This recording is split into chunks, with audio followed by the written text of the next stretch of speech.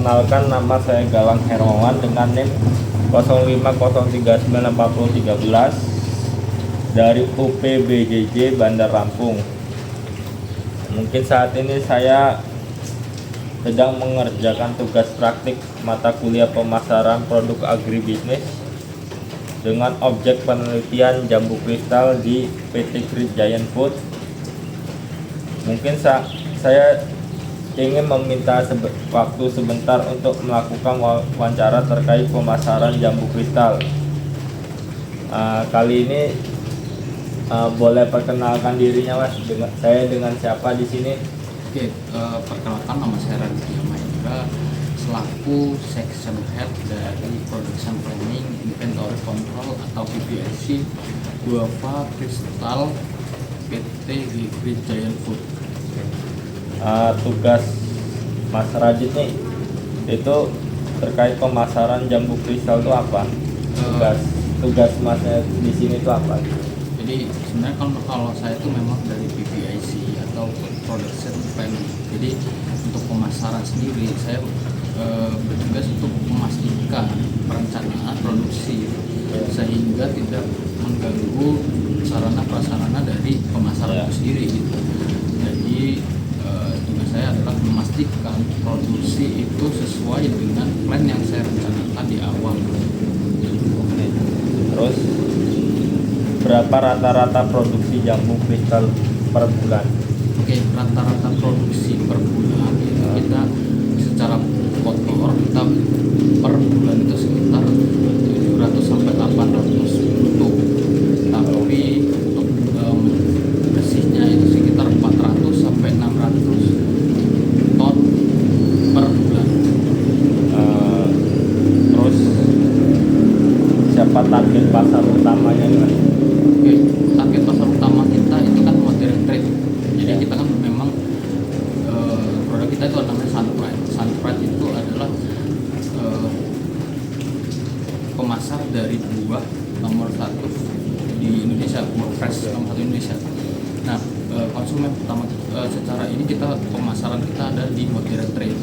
Nah, customer kita yang paling tinggi itu ada di Alfamidi. Terus alur pemasaran jambu kristal ini, Mas, dari perusahaan hingga konsumen itu alurnya bagaimana gitu sehingga sampai ke konsumen? Yang pertama kan mungkin dari ini ya, dari produksinya saya sudah misalnya mungkin saya pangkas dari mulai produksinya ya. Jadi yang pertama mungkin kita dari perusahaan kita ini yang dari PT kita ini, jadi kita kirimkan barang ke Sunpride atau Sewu Segar Nusantara. Itu masih grup, kita kan memang grup ya, Sewu Segar Nusantara itu kan grup. Jadi kita mengirimkan ke SSN itu produk-produk kita ke SSN. Nah, dari SSN itu kita ada dua sih sebenarnya. Jadi ada direct shipment dan kita kirim ke SSN. Dari shipment itu sendiri itu kita dari produksi dari kebun itu kita langsung kirimkan ke customer.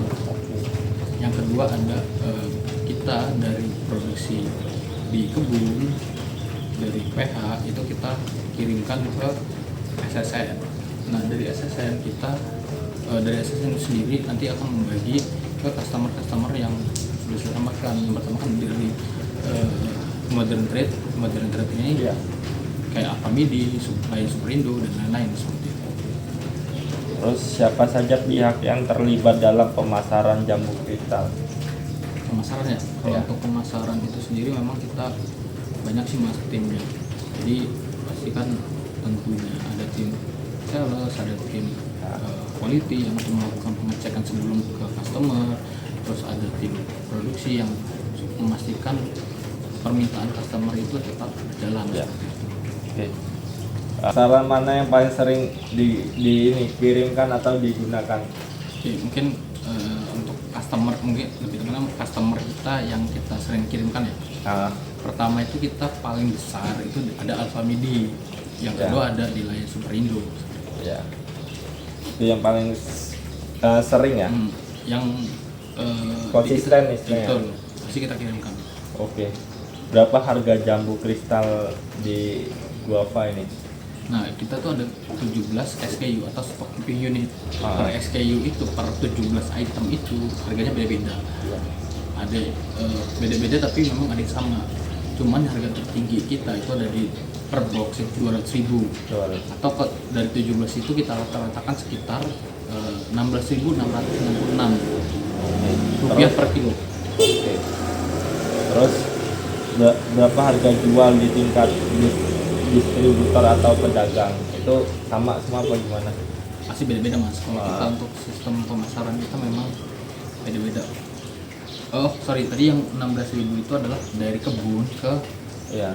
Distributor langsung gitu ya? ke SSN perusahaan ke Sewu Segar Nusantara. Cuman ke modern trade untuk pemasaran ke modern trade misalnya Alfamidi dan lain itu per kilonya bisa tergantung grade-nya ya, itu bisa sampai 40.000. Oke. 40.000 per kilo. Terus berapa harga jual di tingkat distributor atau pedagang? untuk pedagang distributor tergantung grade sih mas. Tapi kalau misalnya yang paling rendah distributor atau pemasaran yang rendah itu bisa 10.000 per kilo. Itu yang paling rendah, grade paling rendah. Oke. Terus selanjutnya harga jual di tingkat konsumen akhir. Harga tingkat konsumen akhir mungkin sekitar 20.000 sih mas. 20.000. Dari yang paling rendah. Tadi yang grade paling rendah yang 10.000 itu paling ya 20.000. Siapa itu? Mungkin selanjutnya apakah harga tersebut berubah sesuai musim atau kualitas produksi? Kalau untuk harga, kalau misal dari kebun ke SSN itu nggak ada perubahan mas. Cuman kalau secara ke market atau modern trade itu pasti berubah. Tergantung. Jadi gini, ada istilahnya namanya supply and demand. Jadi ketika permintaan tinggi itu sedangkan supply-nya rendah, pasti harga lebih tinggi. Iya.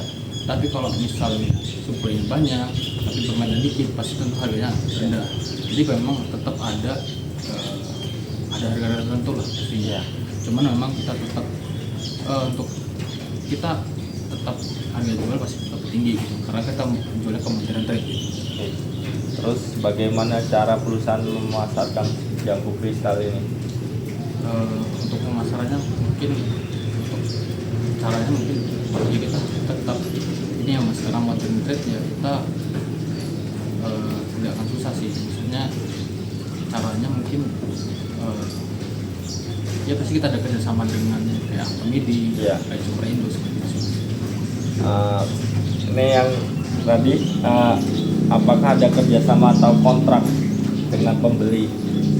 Ada kontraknya pasti. Jadi contohnya mungkin di daerah shipment tadi atau DS dari shipment itu yang dari kebun atau perusahaan dari produksi kebun itu ke customer yang ke customer lah, jadi langsung ke customer gitu. Nah itu tentunya pasti ada kerjasama gitu. Oke. Sistem pembayaran yang diterapkan tuh bagaimana? Apa dia kayak Udah skip aja dulu, ini saya gitu. Masa ini pembayaran enggak usah. Itu pembayaran perusahaan dibahas. Mungkin menurut perusahaan apakah harga yang diterima produsen sudah menguntungkan? Oh tentu pasti. Jadi pasti kita sudah punya hitungan sendiri ya. Pasti walaupun kita ketika supply kita rendah atau tinggi, itu kita memang sudah menyesuaikan harga-harga yang hal tersebut gitu. Oke. Terus faktor apa yang paling mempengaruhi harga jual jambu kristal? Faktor mempengaruhi pasti dari grade atau secara kualitas buah. Semakin rendah kualitas buah itu semakin harganya turun. Tadi yang saya sampaikan per box atau itu per box itu hitungannya itu 200.000 per box. Iya. Cuman harga atau secara per kilonya 16.600. Tapi harga terendah kita dari kebun ataupun produsennya itu 7.000. Ya. Jadi memang faktor harga itu dipengaruhi dari kualitas buahnya itu sendiri. apakah kendala utama dalam pemasaran jambu kristal? Kendala pemasaran ya, Ya. mungkin kalau secara kendala pemasaran itu adalah di ini mas, di apa, sesuai atau tidaknya dari perencanaan produksi. Misal, jadi kita tuh ada perencanaan dalam waktu 3 bulan atau 3 bulan. Jadi tim sales itu biasanya sudah megang angka atau megang estimasi produksi kita dalam 3 bulan ke depan. Oke. Tapi misal kita dalam 3 bulan ke depan tidak sesuai dengan perencanaan di awal, itu pastinya mengganggu dari pemasaran itu sendiri gitu. Oke. Cara perusahaan mengatasi kendala tersebut bagaimana? Jadi mungkin kalau secara pemasaran tidak sesuai dengan produksinya, pastinya kalau untuk mengatasinya adalah dengan biasanya